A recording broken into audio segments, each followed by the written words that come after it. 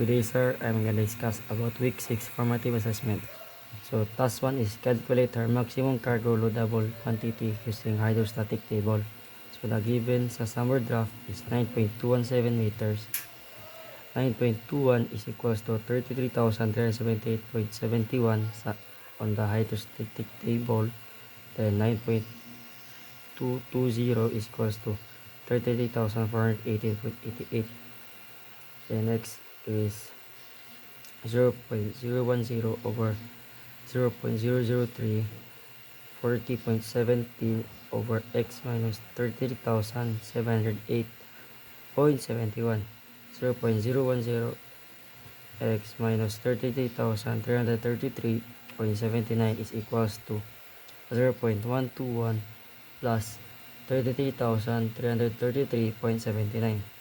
So next is 0.010 over 0.010 x is equals to 33,391 I mean 33,000.91 over 0.010. So x is equals to 33,391 metric tons.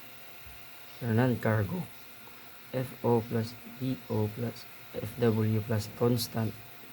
So the value is 2,000 MT, 250 metric tons, 300 metric tons, and 200 metric tons. So the total non-cargo is 2,750 metric tons. So the displacement is 33,391 metric tons. Light ship is 6,458 MT. Dead weight is 26,832 metric tons. Non-cargo is 2,750 MT. Cargo is 24,082 MT. Then next task is task 2. Calculate her cargo quantity if she will depart her load port with her tropical draft using deadwood scale. So tropical draft is equals to 9.400 meters. So the dead weight is 17,700 metric tons, and non-cargo is equals to negative 2,750 metric tons. So total cargo is 14,950 metric tons. And then the next task is task 3. Calculate the cargo quantity difference in MT between her tropical draft and her summer draft using hydrostatic table.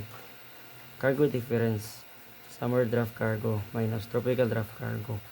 Then summer draft cargo is 24,835 metric tons minus the tropical draft cargo is 24,082 metric tons. So the cargo difference is 753 metric tons. Next is tropical draft displacement is equals to 34,143.31. Light ship is 6,558 metric tons.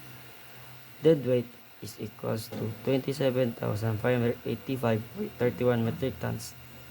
Non-cargo is 2,750 metric tons. So the cargo is 24,835 metric tons. So that's all. Thank you.